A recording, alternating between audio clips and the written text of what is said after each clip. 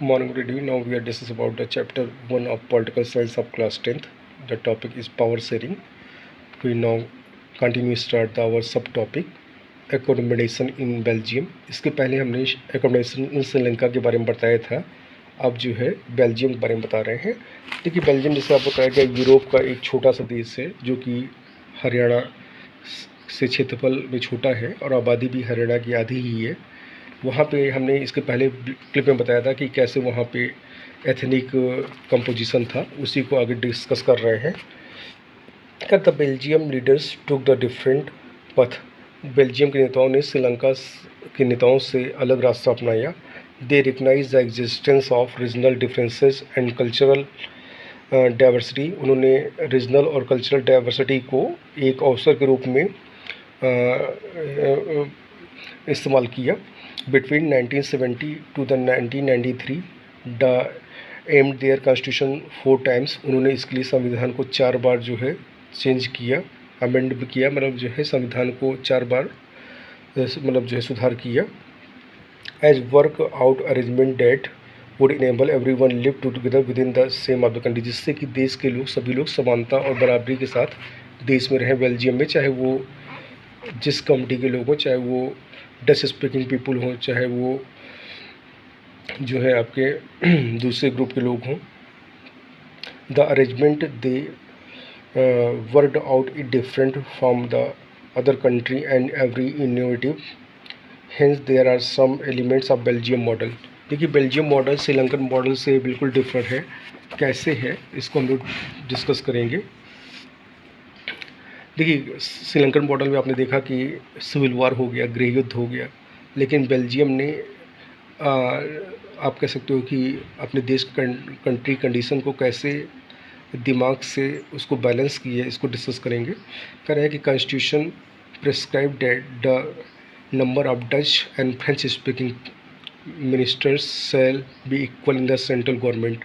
Belgium ने कहा कि चाहे वो डच स्पीकिंग लोग हों, चाहे वो फ्रेंच स्पीकिंग लोग हों, दोनों का सेंट्रल गवर्नमेंट में जो मंत्री बना जाएंगे दोनों की संख्या बराबर होगी. Some special law required to support a majority member for each linguistic groups. Thus no single committee can make decision to the unilateral. अब देखिए यहाँ पे जब सेंट्रल गवर्नमेंट में दोनों ग्रुप चाहे डच हो चाहे फ्रेंच हो, जब बराबर की हिस्सेदारी होगी तो फिर हर ग्रुप अपने डेवलपमेंट के लिए काम करेगा, अपनी कमिटी के लिए काम करेगा, जिससे टकराव नहीं होगा और दोनों को प्रॉपर सम्मान यहाँ मिल रहा है सेंट्रल गवर्नमेंट में. सेकंड पावर है मतलब जो है many power of the central government has been given to the state government of the 2 regions of the country. The state government are not subordinate to the central government. और यहाँ पे central government ने state government को कुछ शक्तियाँ दी. यहाँ पे state government जो है सेंट्रल गवर्नमेंट के अधीन में काम नहीं करती, बल्कि वो सेंट्रल गवर्नमेंट और स्टेट गवर्नमेंट के कार्यक्षेत्र अलग अलग होते हैं. तो जो रीजनल वेरिएशन था वहाँ की स्टेट गवर्नमेंट ने उसको बैलेंस किया. बैलेंस करने का मतलब हुआ कि अपनी कमिटी के डिमांड आवश्यकताओं को कैसे बैलेंस करना है, इसको सरकार ने वहाँ की स्टेट गवर्नमेंट्स को स्वतंत्रता दी. Number third, Brussels has a separate government. Brussels में एक सेपरेट गवर्नमेंट थी in which the both committee have equal representation. जिस सरकार में ब्रुसेल्स की सरकार में दोनों ग्रुप के लोग बराबर रिप्रेजेंट थे, मतलब सरकार में दोनों ग्रुप का शेयर जो था बराबर का था, हिस्सेदारी थी सरकार में दोनों के बराबर की. The French speaking people except equal representation in Brussels because the Dutch speaking committee has accepted equal representation in the central government. तो आपने ये देखा कि पहली बात तो वहाँ सरकार ने या वहाँ की जो गवर्नमेंट थी, यहाँ कॉन्स्टिट्यूशन ने किसी एक ग्रुप को इग्नोर नहीं किया. इग्नोर नहीं किया का मतलब क्या हुआ कि जो भी मेजॉरिटी के लोग थे, माइनॉरिटी के लोग थे, दोनों को सरकार में प्रॉपर रिस्पेक्ट दी. इसके अलावा मिनिस्टर बनवाए और हर ग्रुप या मिनिस्टर का काम था अपनी कमिटी के बीच में बैलेंस रखना, उनको जो है में पॉलिसी रूल्स रेगुलेशन बनाना जिससे कि डिससेटिस्फेक्शन या असंतुष्ट की भावना ना हो. इसके अलावा दोनों कमेटी में ग्राउंड से लेकर के पार्लियामेंट तक जो है, चाहे वो रिप्रेजेंटेशन के रूप में हो चाहे गवर्नमेंट फॉर्मेशन के रूप में हो, बैलेंस की बात कही गई, जिससे कि बेल्जियम में कोई भी हिंसा नहीं हुई।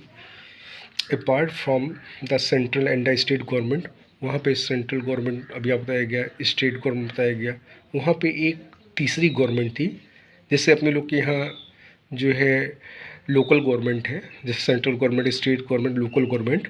वहाँ पे लोकल गवर्नमेंट तो नहीं थी, लेकिन वहाँ पे सेंट्रल गवर्नमेंट थी, स्टेट गवर्नमेंट थी और एक तीसरी गवर्नमेंट थी, उसको कहते हैं community government. Community COMMUNITY, community government is elected by the people, ये लोगों द्वारा चुनी जाती थी। Belonging to the one language community, जो एक भाषीय समाज के लोग थे। Belonging to the language community, चाहे वो डच हो, चाहे फ्रेंच हो, चाहे जर्मन स्पीकिंग, जर्मन की संख्या केवल 1% थी वहाँ बोलने वालों की, जर्मन बोलने वाले लोग 1% थे, डच 59% थे और फ्रेंच जो थे 40% लोग बोलने वाले थे। No matter where they live, उसमें ये डिपेंड नहीं करता था वो कहाँ रहते हैं, बल्कि वो अपनी भाषा के आधार पर सरकार को चुनते थे।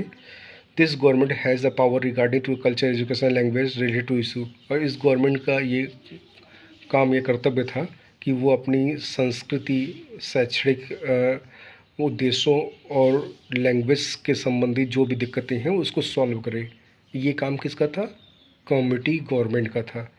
तो आपने देखा, you might date the Belgium model very complicated, बहुत कॉम्प्लिकेटेड था, लेकिन it is a very important and very good, because it decline the clash between the two groups in the Belgium. आपने देखा कि कैसे इसने जो है बेल्जियम में क्लैश को ख़त्म किया और कैसे वहाँ सिविल वार होने से रोका। They help to the avoid civic strip between the two major committee and possible division of the country.